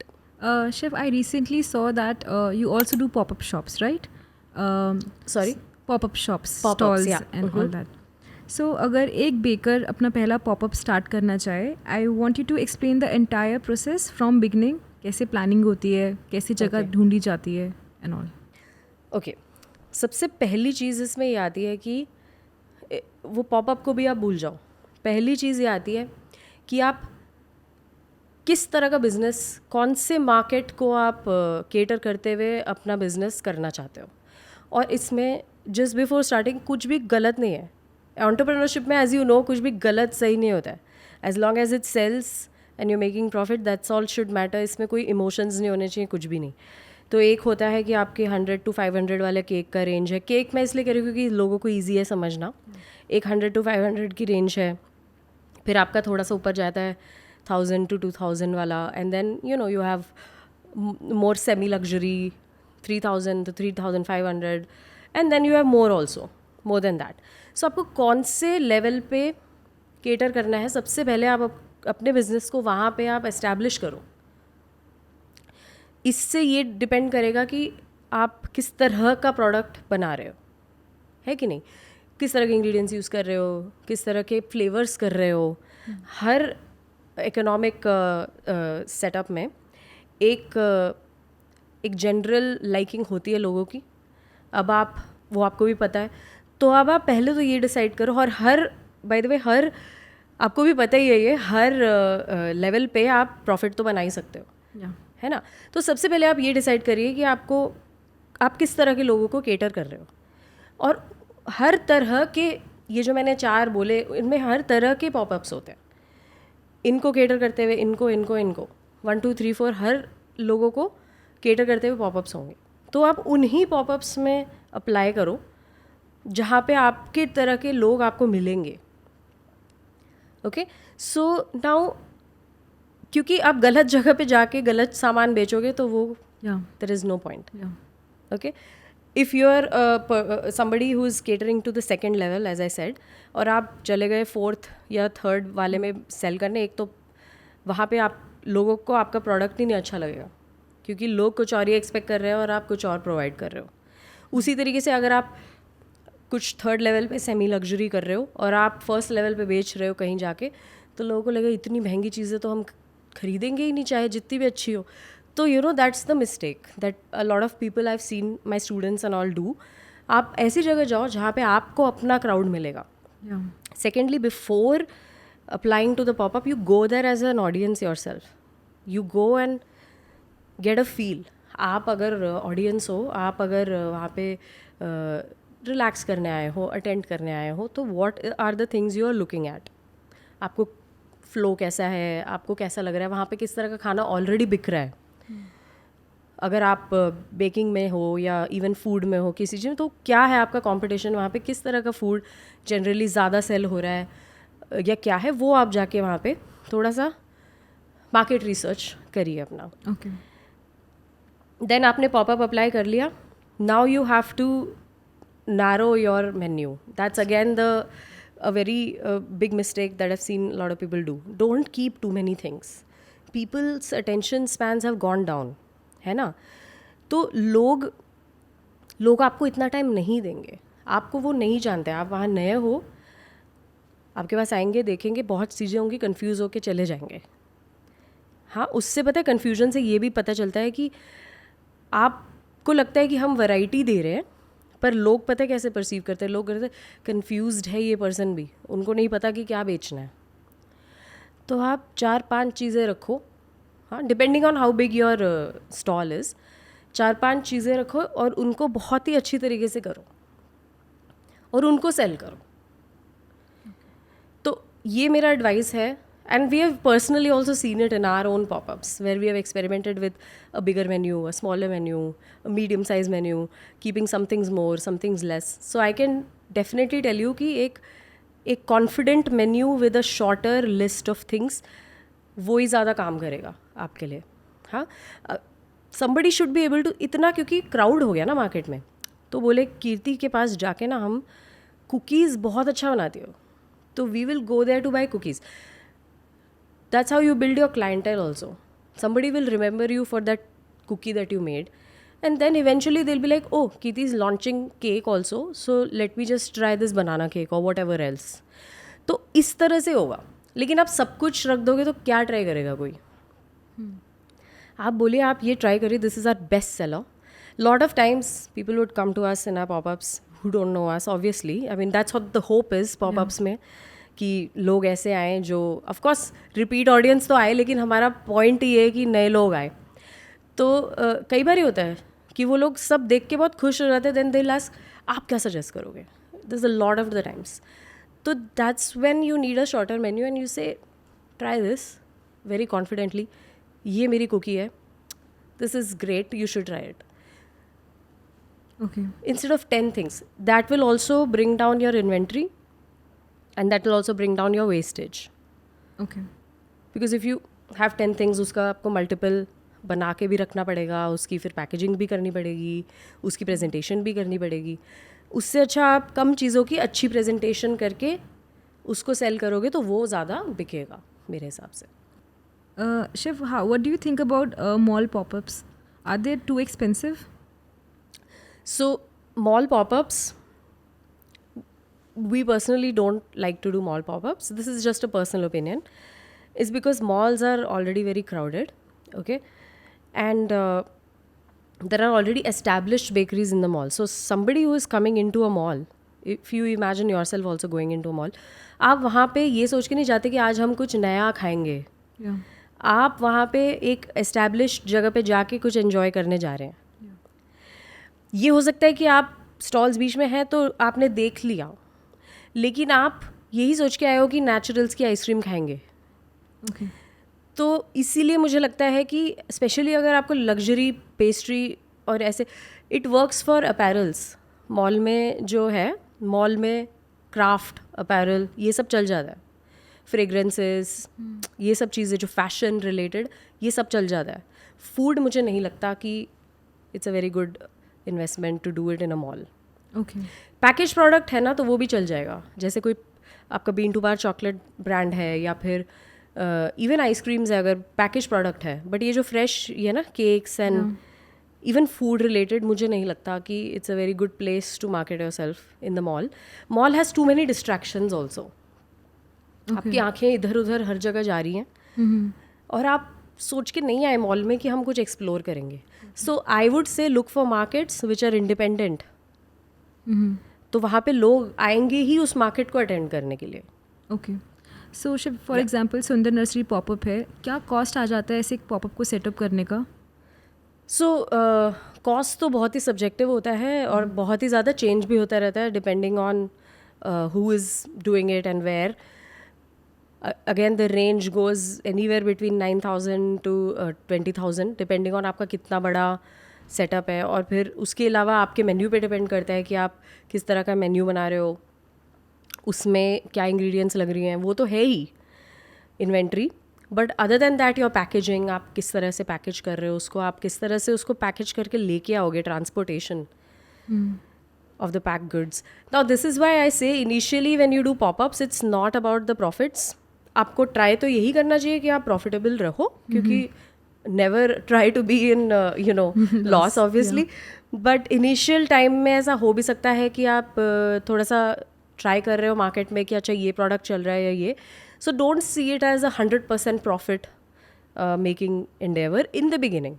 There is a lot of scope to make profits in pop-ups if you keep doing them. Okay. But initially it's more to build your audience, and then you'll see later that those, if your product is good, then those people will give you repeat orders, and then eventually they'll become your clients. They'll give you separate orders as well apart from the pop-ups. So that's how you'll build it. But if you're very new to pop-ups, starting mein it's more to build your audience and get visibility. Okay. Yeah. Got it. Chef, common mistakes which one can make in a pop-up store. Common mistakes which one can do in a pop-up is, first of all, have a very long menu, क्योंकि हर चीज़ को आप बहुत ज़्यादा बना लोगे फिर हर चीज़ बिकेगी भी नहीं, लोग कंफ्यूज हो जाएंगे कि क्या खाना है. And of course as the person who is doing a popup, आप हर चीज़ को कुछ अमाउंट में तो बनाओगे ना. एक एक डिश को सपोज़ 1 to 10 है, उनको आप 10-10 तो बनाओगे सपोज़. सब चीज़ें बिकेंगी भी नहीं क्योंकि वहाँ पे और भी लोग हैं. Yeah. तो आपके पास क्यों कोई आएगा हर चीज़ के लिए, तो उतना ही आपका वेस्टेज ज़्यादा होगा. तो इसलिए keep your menu short for your popup and do the best of the things जो आपको, जिसमें 100% कॉन्फिडेंस है सेल करने का. उन्हीं को आप मल्टीपल रखिए. तो उसमें अगर थोड़ा सा बच भी जाता है wastage, you can put it up later for sale. Okay. और even if it's self consumed with in your community, इतना ज़्यादा वेस्टेज नहीं होगा. बट आप बहुत चीज़ें रखोगे तो डेफिनेटली होगा. Okay. And the second thing is to not present it properly. तो अगर आपका प्रोडक्ट बहुत अच्छा है बट पॉपअप में आपने उसको ऐसे ही एक प्लेट पे रखा हुआ है या कुछ भी, तो वो नहीं काम करेगा. The more attractive it looks, the more people will be drawn to your. I understand कि आप बहुत अच्छा बना रहे हैं और टेस्ट बहुत अच्छा है, लेकिन कोई आके टेस्ट करने तक पहुँचेगा ही नहीं अगर आपका प्रोडक्ट अच्छी तरीके से प्रेजेंटेड नहीं होगा. Okay. तो मैं ये नहीं कह रही हूँ कि सारा पैसा खर्च दो बहुत ज़्यादा हाई लेवल पैकेजिंग में, लेकिन इतना तो खर्चो कि या तो DIY कर लो इनिशियली थोड़ा एफर्ट लगा के. You know, I am assuming कि शुरू में आप कर सकते हैं ऐसे कुछ इस तरह से करिए कि आपका एक ब्रांड प्रेजेंस दिखे. Got it. And I would even से कि जैसे जेनेरिक कोई पैकेजिंग आप खरीद भी रहे हैं ना मार्केट से, जो है जिसमें आपकी ब्रांडिंग नहीं है, उसमें भी आप अपनी ब्रांडिंग का कोई स्टिकर लगाओ या कुछ तो करो जिससे कि आपका प्रोडक्ट तो दिखना चाहिए लोगों को. हाँ, और प्रेजेंटेशन में भी क्लटर्ड मत रखो, बहुत ज़्यादा नीट रखो. इसीलिए मैं कहती हूँ कि पहले आप एज एन ऑडियंस जाओ वहाँ पे, आप जाके देखो कि आप कौन से स्टॉल में जाना चाहते हो और क्यों. क्योंकि आपको कोई चीज़ वहाँ दिख रही है, आपको कोई चीज़ दिख रही है तो आप वहाँ जाना चाहते हो. Yeah. क्यों दिख रही है वो स्टडी करो, वो ही आपको हेल्प करेगा. Okay. And another last thing I would say that the mistake that I've seen people make is to not advertise enough. आप खड़े हो, आपका प्रेजेंटेशन भी अच्छा है, सब कुछ अच्छा है, बट लोग वहाँ पे बहुत सारे स्टॉल्स हैं, आप वो चलते चलते चले जाएंगे. आप ही को उन्हें थोड़ा सा बुला के, थोड़ा चेयरफुल होके आपको उन्हें, आप अपना ईगो साइड में रखो. मैंने कई लोगों को देखा है, आना होगा तो आ जाएंगे. फिर आप ऐसे नहीं कर सकते ना business. Yeah. Initially you have to talk about your product. You know, people don't know you, so don't think that people know you at any stage. Yeah. Whether it's you or whether it's somebody who is representing you, they have to be vocal. I have myself been an audience. जो मैं अगर किसी popup में जाऊँ और मैं जा रही हूँ, मैं देख रही हूँ, कोई पूछ रहा है नहीं पूछ रहा है, फ़र्क नहीं पड़ रहा है, तो फिर आपका इंटरेस्ट भी ख़त्म हो जाता है. Yeah. तो बी प्रोएक्टिव, हाँ, if you are of course if you are not yourself doing it, क्योंकि आप और भी काम कर रहे हो, तो किसी और को रखो, कोई तो होना चाहिए वहाँ पे who are there to greet. It's hospitality. People forget that it's not just food, it's hospitality. कोई आपके कार्ट में आके, you know, this is something interesting जो शेफ़ मनीष मेहरोत्रा ने बोला था, chef of Indian Accent, brilliant restaurant as we all know, कि अगर आपका खाना थोड़ा सा एवरेज भी होगा ना, लोगों को इतना अच्छा ना भी लगे, आई एम पैराफ्रेजिंग, लेकिन आपकी हॉस्पिटैलिटी टॉप नॉच होगी, तो वो बंदा खुश होके जाएगा और वापस भी आएगा. आपका खाना टॉप होगा लेकिन हॉस्पिटैलिटी इतनी अच्छी नहीं होगी, क्योंकि people remember how they have felt. Yeah. People will forget about the food, but they will remember how they felt. So I'm not saying the food doesn't have to be good, it has to be good, but you have to make them feel good, Yeah. you know. So I would say be proactive at your pop-up. Okay, chef, now let's talk about the first life-size edible haldi pandal which you made for India Bake Show. Right. Chef, I want to know everything from zero. आपको कैसे opportunity मिली, आपने कैसे plan किया and क्या challenges आपने face किए? Okay, so it was a very, very fun and very ambitious project. तो मैं पहले भी कई बेक शोज़ में जा चुकी थी, और ज़्यादातर बेक शोज़ में जो डिस्प्ले होता है लाइफ साइज एडिबल डिस्प्लेस, वो फॉन्डेंट से किए जाते हैं, या गम पेस्ट या इस तरह का कोई भी जो शुगर पेस्ट होता है, या चॉकलेट. बट चॉकलेट से भी ज़्यादा मैंने ये ज़्यादा देखे हैं बेक शोज़ में. सो मुझे of course I don't work with, I have never worked with fondant और sugar paste because I was never interested in that medium. तो जब मैंने इसके बारे में सोचना शुरू किया कि अगर मैं करती तो मैं क्या करती, so then first of all बहुत ज़्यादा बेक शोज़ दिल्ली में नहीं होते थे इस लेवल पे. तो पहले तो मैंने ये सोच लिया था कि मैं कहीं और जाके तो ये सब नहीं करने वाली हूँ, क्योंकि मुझे स्टूडियो चाहिए काम करने के लिए वहाँ पे इतना कुछ. तो मैं, और कई आर्टिस्ट बाय द वे अपने स्टूडियोज़ में अपनी सिटीज़ में करके ट्रांसपोर्ट करके दूसरे सिटी में जाके काम करके भी किया है उन्होंने, and fantastic work, like Subhashini Ram Singh, like what's his name, sugar sculpt academy. So they do fantastic work in their own cities and take it to other cities and do it there. But like मुझ में कभी भी वो, मुझे हमेशा panic attack होता था सोच के कि मैं किसी और जगह पे, अपनी जगह पे पहले एक बारी भी ना करे बिना, I can't do it in another city. तो जब हमारी सिटी में ये अपॉर्चुनिटी आया, तो the organizers they reached out to me because we been in the field and I worked with them previously. तो उन्होंने जनरली दिल्ली में काम करने के लिए जनरली पूछ रहे थे कि what do you think of this, and theme था, and then we were just talking about it. तो उन्होंने मुझसे ये पूछा कि आपको पता है कोई जो लाइफ साइज डिस्प्ले करना चाहेगा, क्योंकि उन्होंने भी नहीं सोचा था ना कि नॉन फॉन्डेंट करेंगे. तो मैंने भी सोचा कि अच्छा मैं सोच के बताती हूँ कौन कौन आर्टिस्ट है and we can talk to them. फिर मुझे फ़ोन रखने के बाद लगा कि मैं कर लेती हूँ.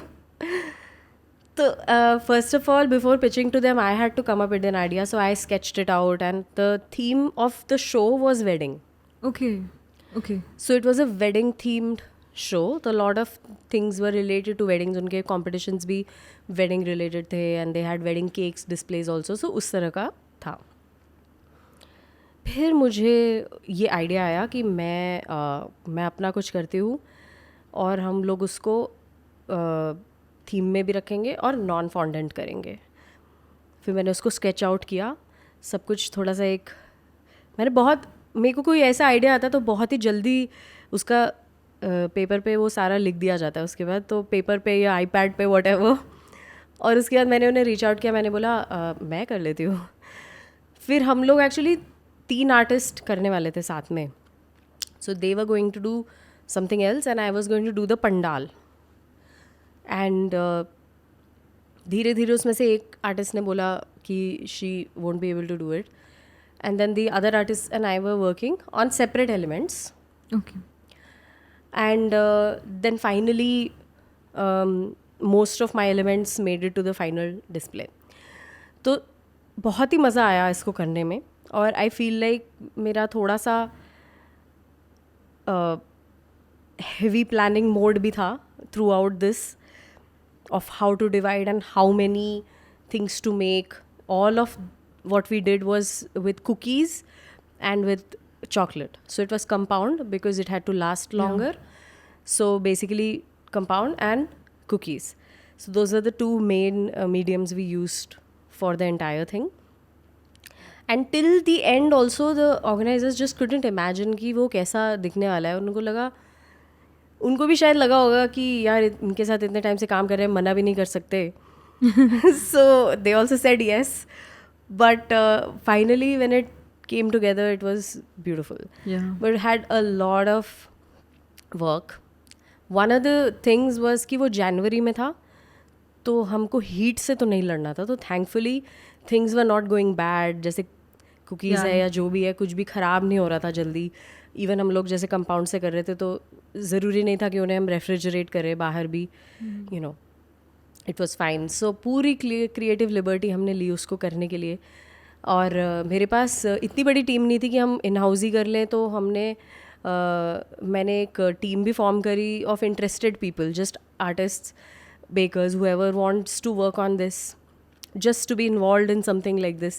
So there were a lot of people, so I think we were 6 of us who managed to do this. अब challenges में याद है, बहुत challenges थे. हम वहाँ पे जाके हमने सब कुछ, हमने स्टूडियो में एक बारी डिस्प्ले कर भी लिया था, sort of, not the whole thing but in parts, कि अच्छा ये पार्ट ऐसा दिखेगा और ऐसा दिखेगा, ऐसा दिखेगा. बट फाइनली जब हमने वहाँ पे उसको डिस्प्ले किया, तो हमारा जो स्टैंड था वो ना उन कुकीज़ का वेट नहीं ले पाया. Maybe because the middle part had become loose और समथिंग. सो वो एक चैलेंज था. मैंने अपने आप को पहले से ही बोला हुआ था कि चैलेंजेस तो होंगे ही, so be ready to just face them. So then वहाँ जाके हमें अपना कॉम्पोजिशन चेंज करना पड़ा, बिकॉज जहाँ पे जिस पोर्शन में हमारे सबसे ज़्यादा कुकीज़ लगने वाले थे, वो वाला एलिमेंट ही हमारा थोड़ा सा वीक था. तो वहाँ पे हमने उसको फिर कम किया. And so the basically the display design changed on the day of display because of this structural issues that we faced. But finally then we managed to put everything together. But it was a little bit of a, थोड़ा सा ऐसे heart ऐसे skip हो गया था हमारा कि oh my God, अब इतनी मेहनत करके अब होगा नहीं क्या ये, बट वो हो गया finally. And it was very appreciated और बहुत मज़ा भी आया उसको करने में. Some people, lot of people actually thought कि वो असली में पंडाल है, so they didn't even see. And then the next day we had to like stand there and tell people कि नहीं ये एडिबल है पूरा. ओके. सो या, सो शेफ, ये पूरा बनाने में कितने डेज लगे आपको? Proper, so the planning was for at least 4 days and then execution was 10 days. 10 days. And we made some 2000 cookies, I think, of different sizes, and then unko put together. एक हमारा element था chandelier, हमने बनाया था chocolate का, वो तो हमने डाला ही नहीं. It didn't make it to the display as I said because we had some structural issues. तो वो भी सब लेसन्स हैं. We were doing it for the first time, so maybe next time it will be there. Okay. Yeah. So chef, इस सब में जो भी एक्सपेंस आया sir, so the organizers pay for it, और how does it happen? So we do have sponsors for ingredients. Okay. Like we had a color partner, we had a compound partner, we had a flour partner. Rest of it, I was the one who was bearing the cost of it because it was my display. So Alright. that's the cost of art you have Yeah. to bear sometimes. So okay. Okay. So ये जो अगला question है, I think chef आपसे सब bakers पूछना चाहेंगे. okay. Edible Diya's, कोकम cake, प्रसादम cake. Chef, आप इतने unique flavour combinations and ideas कैसे आते हैं आपको? So since the time I started all this, मुझे तब से ही एक बहुत ही बड़ा रिस्पेक्ट है for Indian culture, India in general. मुझे लगता है कि जब मैंने शुरू किया था स्पेशली, तब से आज तक में भी बहुत चेंज आ गया लोगों में. पहले लोगों को सिर्फ European, American flavours, Australian flavours ही अच्छे लगते थे. और उसी को वो लोग ज़्यादा अच्छा भी मानते थे शुरू से ही.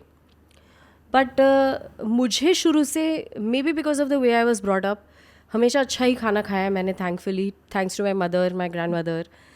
और कल्चरली भी I am a Tamil, so I am Tamil and I live in Delhi, so 2 cultures तो ऐसे ही आ गए. And then I was studying in Gujarat, तो वहाँ से वो भी कल्चर आ गया. और ईस्ट में मैं कभी रही नहीं हूँ, लेकिन I have always had very close friends from there. So I always had थोड़ा सा, मेरा हमेशा इंक्लिनेशन रहा है, एक्सपोजर रहा है to different cultures of India. And culture में फूड भी आ जाता है ऑब्वियसली. सो मुझे हमेशा से माइंड ब्लोइंग लगता था काफ़ी सारा कुछ जो मैं खाती थी इधर उधर, कि ये कैसे मेन स्ट्रीम नहीं है. सो जब मैं इस फील्ड में उतरी कि मेरे को अब ये करना है, so I always had respect for Indian ingredients, Indian culture, Indian flavours, everything. So like I never got into for example blueberry cheesecake, क्योंकि वो यहाँ नहीं उगता.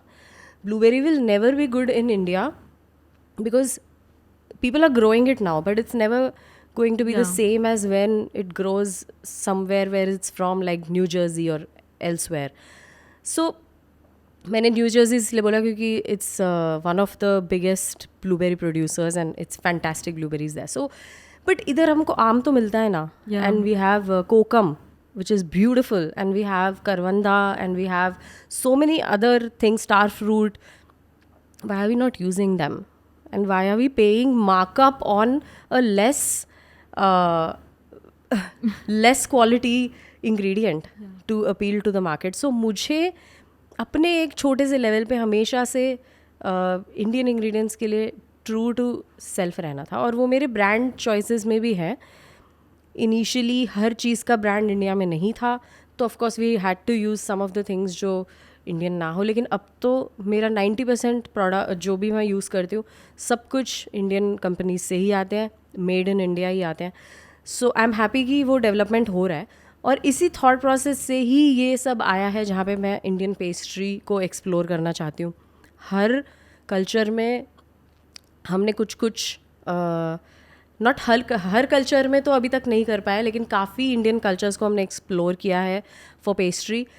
चाहे वो उनके एक थीम हो, या चाहे उनका कोई इंग्रेडिएंट हो, चाहे उनका कोई स्टाइल ऑफ डिज़ाइन हो, तो मुझे उसको करने में बहुत मज़ा आता है. और even in the market whenever we have try to sell it, it's been well received, because लोगों को विश्वास भी नहीं होता कि अच्छा ऐसा भी हम लोग अपना खुद का प्रोडक्ट को इस स्टाइल में खा सकते हैं.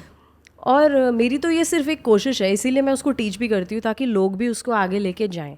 अभी भी अब एक्चुअली काफ़ी शेफ्स आने लगे हैं जो इंडियन पेस्ट्री को एक्सप्लोर कर रहे हैं अपने अपने स्टाइल में, which I am very happy about, क्योंकि होना चाहिए. जैसे जापान में माचा को उन्होंने एम्ब्रेस कर लिया, पूरी दुनिया ने एम्ब्रेस कर लिया उसको. Matcha has become such a unique novelty product. Yuzu has become such a, अरे यूजू तो एक लेमन जूस ही है ना उनका. तो हमारे पास भी तो इतने लेमन्स हैं, हम भी तो एक ट्रॉपिकल कंट्री है और यहाँ पे इतना प्रोड्यूस है हमारे पास, तो हम यूजू क्यों यूज़ करेंगे? हम तो हम गलगल का जूस यूज़ कर सकते हैं ना. और हम अपना नींबू का रस भी यूज़ कर सकते हैं, which is so unique if you by the good product. इतने मैंगोज हैं यहाँ पे, इतने फ्रूट्स और वेजिटेबल्स हैं, तो हम लोग उसको यूज़ करते हैं ना. Why are we following something which is not ours, और वो तो अच्छा होगा भी नहीं. तो that was my idea behind these flavours. लोगों को लगता है ये यूनिक है, और है शायद, लेकिन एक्चुअली मैं वही कर रही हूँ जो था, उसको एक नए स्टाइल में.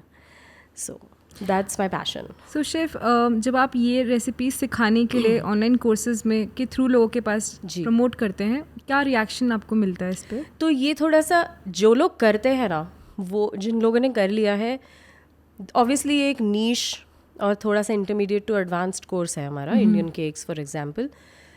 तो जो लोग कर चुके हैं ना, we have reviews on Google also, we have reviews everywhere, कि उनको इतना ज़्यादा माइंड ब्लोइंग लगता है कि मुझे भी बहुत अच्छा लगता है देख के कि people are understanding what I am trying to do here. But I won't say it's my best selling course because of an obvious reason कि ये इतना नीश है. लोगों को डर है कि हम इसको सेल ही नहीं कर पाएंगे. हम इसको सेल कैसे करेंगे? लोगों को तो चॉकलेट खाना है या ब्लूबेरी खाना है, एज आई सेड, या रास्पबेरीज खाने हैं, तो हम इसको सेल कैसे कर पाएंगे? फिर सीख के क्या फ़ायदा? So I understand that, but we still wanted to put it out there for people who do want to explore this as well. सो मेरे कई स्टूडेंट्स हैं जो ये सीखने के बाद अपने फ्लेवर्स भी उन्होंने एक्सप्लोर कर लिए अपने माइक्रो कल्चर्स के अंदर अंदर ही.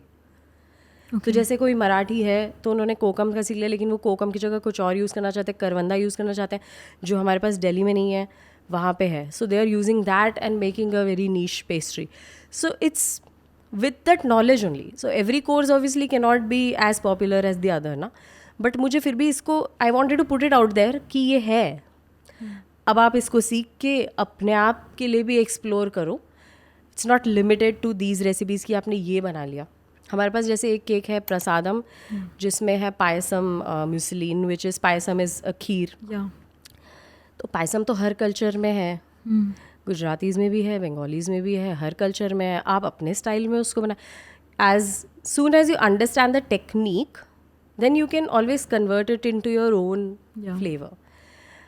सबसे मज़े की बात ये है कि कई स्टूडेंट्स मेरे पूजा के लिए प्रसाद की जगह ये प्रसाद बना के रख रहे हैं अब अपने पूजा में, या प्रसादम केक बना के वो लोग रख रहे हैं गणेश चतुर्थी के लिए. इसके लिए फ़ोटोज़ आती है, हमारे भगवान का मंदिर, and they are keeping this as prasadam and then they are cutting it and giving.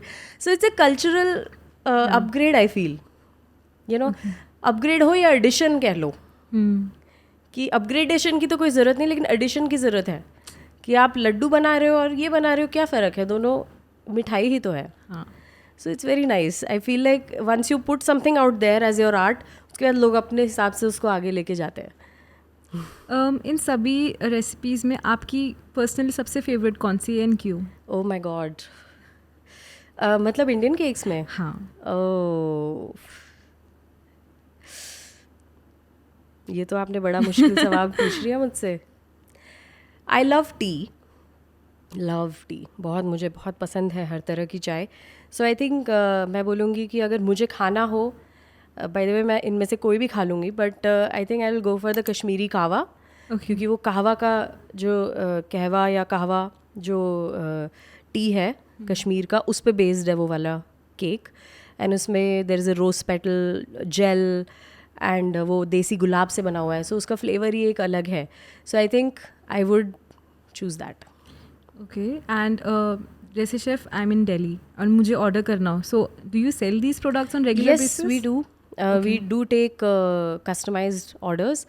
और यूजुअली जो हमारा second half of the year होता है, जहाँ पे हमारी नवरात्रि से लेकर बेसिकली मार्च तक, तो हम लोग बॉक्सेस एट्सेट्रा भी लॉन्च करते ही हैं. सो हम लोग इंडिविजुअल 1 केक ऑर्डर्स उस टाइम पे कम लेते हैं, क्योंकि हमारा रेगुलर प्रोडक्शन चल रहा होता है. बट आपको अगर सेपरेटली ऑर्डर करना हो इनमें से कोई भी प्रोडक्ट, तो you can definitely reach out and we can design it for you. Okay. Actually ये वाले फ्लेवर्स बहुत ज़्यादा पॉपुलर हैं हमारे for weddings also. Weddings because Indian, they want something Indian. So as wedding catering like desserts, it's very popular. जैसे हमने कश्मीरी खावा जो केक बनाया था ना, वो भी हमने फर्स्ट टाइम एक कश्मीरी ब्राइड के लिए ही बनाया था, from a guy who was from another culture. So he wanted to gift it to his bride. So हमने that's how it got invented. Okay. Yeah. Chef, when we talk about reels, I feel आपकी reels काफ़ी colourful, काफ़ी musical होती है compared to any chef I know. So इसके पीछे क्या thought process होता है आपका? So जो हमारी हाई प्रोडक्शन रील्स होती है, जिसमें हम लोग कुछ स्टोरी या कुछ इस तरह से करते हैं, वो सिर्फ क्रिएटिविटी के लिए ही है. और एक्चुअली और कोई एजेंडा नहीं है उसका. हम लोग बहुत सारे आर्टिस्ट मिल के करते हैं इस काम को. My husband is a fantastic song writer. Okay. He rights the lyrics. Because हम लोग इस तरह की रील्स जो आप कह रहे हैं, उसमें हम लोग सब ओरिजिनल काम करते हैं. सो लिरिक्स भी अनंत ही लिखता है, my husband. He is also a musician. Saw him and a friend of mine, Chandramoli, they both compose it together. Chandramoli is a fantastic singer. He's the one who sings the songs. I have sung one of the songs as well. Yeah. So इस तरह से music बनता है. Theme is something I decide upon what ever is current, और it could be कुछ भी जो हम मुझे अच्छा लग रहा है या हमें लगता है कि इस पर हम कुछ इंटरेस्टिंग कर सकते हैं through pastry, because pastry is the medium we want to give to people. So हमने जब ये सब शुरू किया था, हमेशा हमारा यही आइडिया था कि इसको रेगुलराइज नहीं करेंगे, वरना आर्ट को आप कभी भी फोर्स नहीं कर सकते. I know people would like for us to do more of this, लेकिन आपको भी पता है रनिंग अ बिजनेस की sometimes you have to give it time, because art and business sometimes don't mix together. So हमको जब भी inspiration मिलता है तो हम इस तरह का कुछ करते हैं. Okay. सो या Chef, I saw a post about Anant India, right? What is it about, and वो exactly क्या है project? So Anant India, I see as a future of Smriti Special. Smriti Special is always going to remain as a teaching medium, as a patisserie, as a pastry school, etc. Anant India is a project which I think always had to come out at some point. It just had to come out at the right time.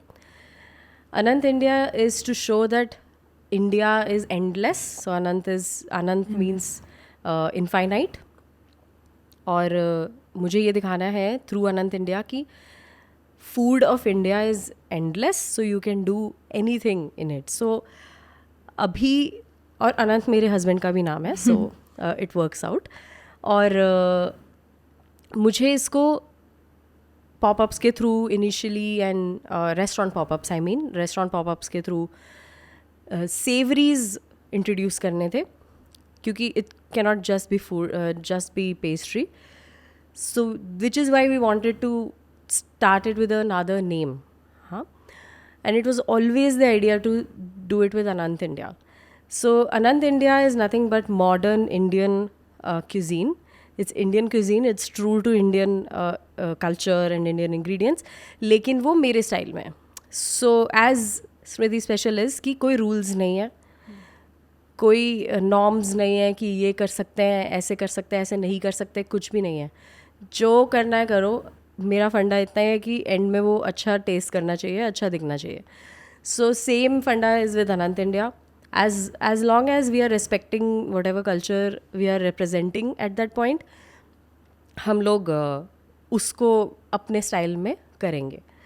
तो अनंत India अभी हमने 6 months, almost 6 months पहले ही launch किया है. We'll see what the future of it is, but yeah, it's the next thing that is taking up all of my energy. Okay, all right. Okay, chef, let's now come to the rapid fire round. Okay. All right. 3 books that you think every baker should read. Every baker. Okay. Story of Chocolate. Okay. Baking Bible. Even though the recipes are with eggs, I feel like you can learn a lot from it because of the theory in it. And there is this book called How Baking Works, which is again a lot of science behind baking of each ingredient. And I think it's a fantastic book to have in your library always to refer. So these are the 3 things. Okay. Weirdest dish that you have ever made? Weirdest. Okay, weirdest, but it's not non-tasty, it's still tasty, is a cheese board cake we made, which has a mushroom frosting, and it has a grape and wine jelly, and then on top it looks like a cheese board. So we have actual cheese, we have grapes and apricot and biscuits and all of that. So I guess that's the most weird creation of ours, but I think it's very tasty. Okay. Yeah. And आपने कैसे बनाया ये? So it's part of our gourmet cakes series, in which we wanted to give people like something which more than basic. So one of the, and I have always leaned towards savory flavors. So every class of mine will have some kind of savory flavor as well in it. So in my macaron class there is a triple pepper and cheese macaron. So that kind of, which is why Anant India exists today, I feel. Okay. So one of the things that I wanted to do in the conceptual cake was to do something savory. So then during that time I was working with we had this girl working with us, and her husband had a mushroom business, and she used to get us the dried mushroom. It was very high quality, and so I sort of looked at it and I was like, we should use this. And that's how it was born. Yeah. All right. Culinary trend you wish would die a slow and painful death? Oh, there are two. One is I don't know what it's called, the pull-up cake, or so basically you have an acetate sheet around the cake and you have lots of ganache, and then so when you pull it, the chocolate just oozes onto the plate. I am not a big fan of it. I think it's very messy and there's too much chocolate, so you can't taste anything else. But you know, as long as my fellow bakers are making money out of it, I guess it's fine. But I wish we don't do that for too long. The other one is very current. It's the pressed croissant trend, which I feel is a disrespect to the art of making croissant. You spend so much time developing the dough and making all the layers beautifully, and then you know, the whole point was always to make it bigger and why puffier. Why don't you simply use puff pastry if you really want to just... Yeah, I don't know. Like, we can maybe create a croissant shape cutter and then roll out puff pastry, cut the thing, and that should be enough. But it breaks my heart every time I see a pressed croissant and then people putting I was the more only stuff one on it. Who's hating. No, I feel like I don't know why. Okay. Favorite ingredient to cook with? Lemon. Because it works with sweets and savories. I think it's a running joke in my studio ki if it's not tasting good, add lemon to it. Yeah. So okay. Your favorite pastry shop in Delhi? Pastry shop would be Theo's is pretty good. It's in Noida, but I guess now it's everywhere. Yeah, I think they have a wide range of things, and it's something. I feel like there's something for everyone there. Yeah. So I think Theo's is okay. So that's it for today, chef. Thank you so much for all the time, and I'm sure ये podcast बहुत सारे bakers को help करने वाला है जो online courses दे रहे हैं, देना चाहते हैं, या आगे कभी कोई अपनी academy खोलना चाहें. Thank you so much. Thank you so much for having me. Thank you.